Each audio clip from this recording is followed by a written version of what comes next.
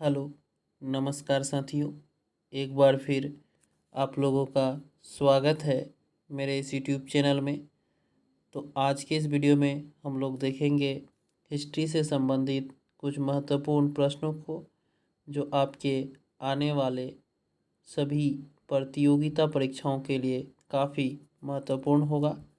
तो आज का पहला प्रश्न है साथियों, बंगाल विभाजन कब हुआ था? 1911 में, 1905 में, 1885 में या 1907 में?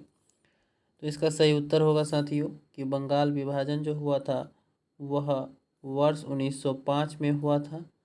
ऑप्शन नंबर बी इस प्रश्न का सही उत्तर होगा कि बंगाल विभाजन 1905 में हुआ था और 1911 में इसे रद्द किया गया था। बंगाल विभाजन को, बंगाल विभाजन के समय गवर्नर जो थे वह लॉर्ड कर्जन थे, और बंगाल विभाजन जब रद्द किया गया था तो उस समय गवर्नर जो थे और लॉर्ड हार्डिंग द्वितीय थे। इसे याद रखेंगे इन दोनों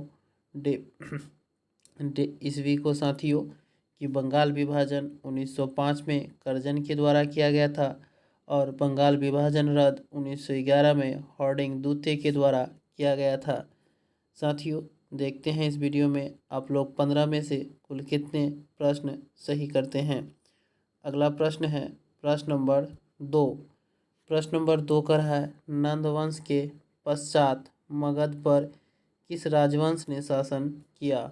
शुंग वंश, मौर्य वंश, गुप्त वंश या कुषाण वंश? तो इस प्रश्न का सही उत्तर होगा साथियों कि नंद वंश के पश्चात मगध पर मौर्य वंश ने शासन किया था। ऑप्शन नंबर बी इस प्रश्न का सही उत्तर होगा। और मौर्य वंश के जो संस्थापक थे साथियों वो चंद्रगुप्त मौर्य थे। इसे भी ध्यान रखेंगे कि मगध पर नंद वंश के पश्चात जो शासन किया था वो मौर्य वंश किया था, और मौर्य वंश के संस्थापक जो थे वो चंद्रगुप्त मौर्य थे। अगला प्रश्न है प्रश्न नंबर 3। प्रश्न नंबर 3 कह रहा है, द्वितीय गोलमेज सम्मेलन कब हुआ था?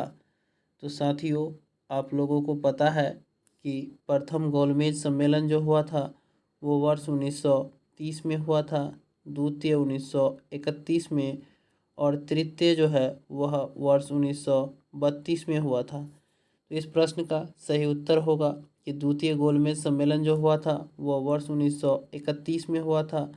ऑप्शन नंबर सी इस प्रश्न का सही उत्तर होगा। चलते हैं प्रश्न नंबर 4 की ओर। प्रश्न नंबर 4 कह रहा है कि साइमन कमीशन भारत कब आया था? तो साथियों, साइमन कमीशन का जो गठन हुआ था वो वर्ष 1927 में हुआ था और यह भारत आया था वर्ष 1928 में। और सबसे पहले साइमन कमीशन वर्ष 1928 में फरवरी माह में बम्बई पहुंचा था। इसलिए ऑप्शन नंबर बी इस प्रश्न का सही उत्तर होगा कि साइमन कमीशन भारत जो पहुंचा था वो वर्ष 1928 में पहुंचा था। साइमन कमीशन में सदस्यों की संख्या साथियों 7 थे और इसके जो अध्यक्ष थे वो जॉन साइमन थे। ये भी आप लोग ध्यान रखेंगे। इसके सभी सदस्य जो थे अंग्रेज थे, इसलिए भारत में इसका काफ़ी विरोध किया गया, जिस कारण इसे श्वेत कमीशन भी कहा जाता है। अगला प्रश्न है प्रश्न नंबर 5। प्रश्न नंबर 5 है कि महात्मा गांधी द्वारा साबरमती आश्रम का स्थापना कब किया गया था? 1916 में, 1920 में, 1942 में या 1924 में? तो इस प्रश्न का सही उत्तर होगा साथियों कि महात्मा गांधी के द्वारा साबरमती आश्रम का स्थापना वर्ष 1916 में किया गया था। ऑप्शन नंबर ए इस प्रश्न का सही उत्तर है। वर्ष 1920 में महात्मा गांधी के द्वारा असहयोग आंदोलन चलाया गया साथियों, और असहयोग आंदोलन वर्ष 1922 में स्थगित किया गया। इसे भी आप लोग याद रखेंगे। वर्ष 1942 में महात्मा गांधी के नेतृत्व में भारत छोड़ो आंदोलन चलाया गया साथियों। इसमें महात्मा गांधी ने करो या मरो का नारा दिया था। इसे भी आप लोग याद रखेंगे। अगला प्रश्न है प्रश्न नंबर 6। प्रश्न नंबर 6 कह रहा है उदयन किस वंश का शासक था? हर्यक वंश, मौर्य वंश, शिशुनाग वंश या नंद वंश? इसका सही उत्तर होगा साथी कि उदयन जो थे वो हर्यक वंश के शासक थे। ऑप्शन नंबर ए इस प्रश्न का सही उत्तर होगा साथियों।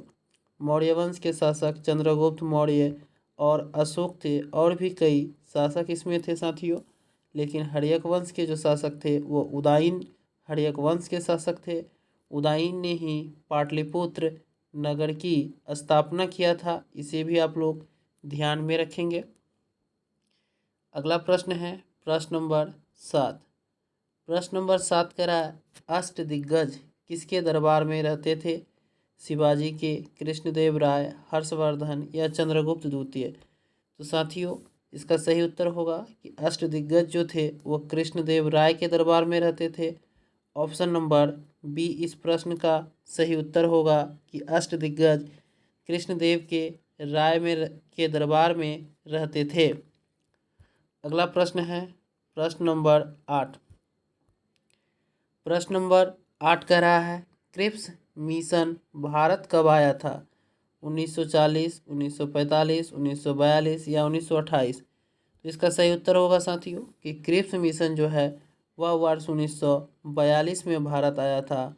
ऑप्शन नंबर सी इस प्रश्न का सही उत्तर होगा। और 1928 में भारत में साइमन कमीशन आया था, इसे भी आप लोग याद रखेंगे। चलते हैं प्रश्न नंबर 9 की ओर। प्रश्न नंबर 9 कह रहा है कि भारत में स्थानीय स्वशासन का जनक किसे कहा जाता है? लॉर्ड डलहौजी को, लॉर्ड कॉर्नवालिस को या लॉर्ड रिपन को, या इनमें से कोई नहीं? तो साथियों इस प्रश्न का सही उत्तर होगा कि भारत में स्थानीय स्वशासन का जनक जो है वह लॉर्ड रिपन को कहा जाता है। ऑप्शन नंबर सी इसका सही उत्तर होगा।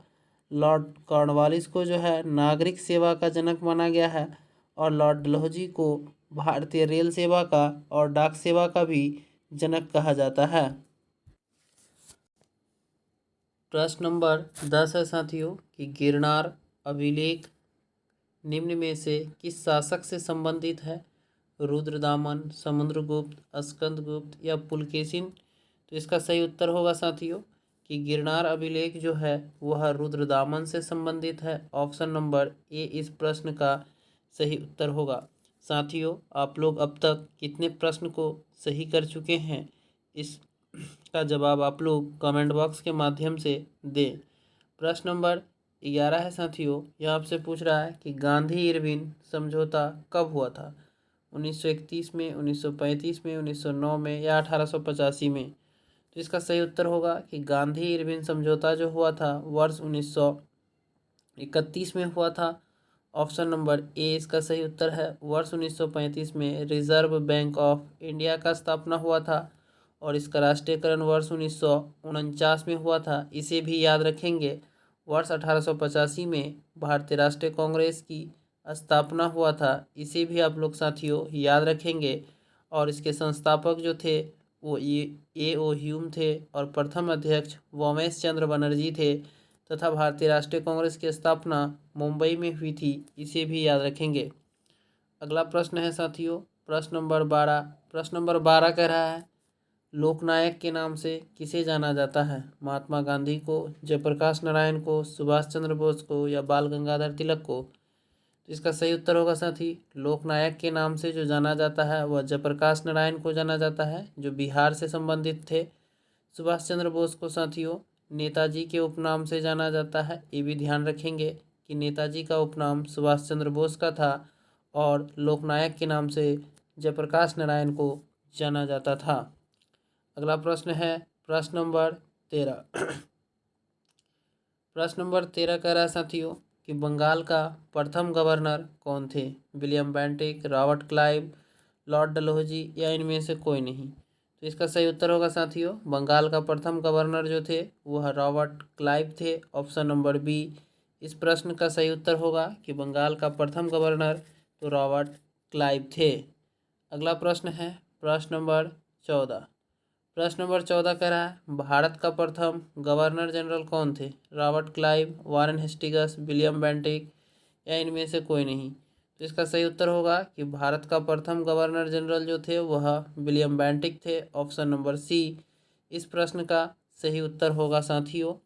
अगला प्रश्न है प्रश्न नंबर 15। प्रश्न नंबर 15 करा, महात्मा बुद्ध का जन्म कहाँ हुआ था? कपिलवस्तु में, लुम्बिनी में, सारनाथ में या गया में? इसका सही उत्तर होगा कि महात्मा बुद्ध का जो जन्म हुआ था साथियों वह लुम्बिनी में हुआ था। इसे ध्यान रखेंगे। महात्मा बुद्ध को ज्ञान की प्राप्ति जो हुआ था वो बोध गया में हुआ था। इसे भी ध्यान रखेंगे साथियों। तो धन्यवाद साथियों, फिर मिलते हैं अगले वीडियो में। तब तक के लिए जय हिंद।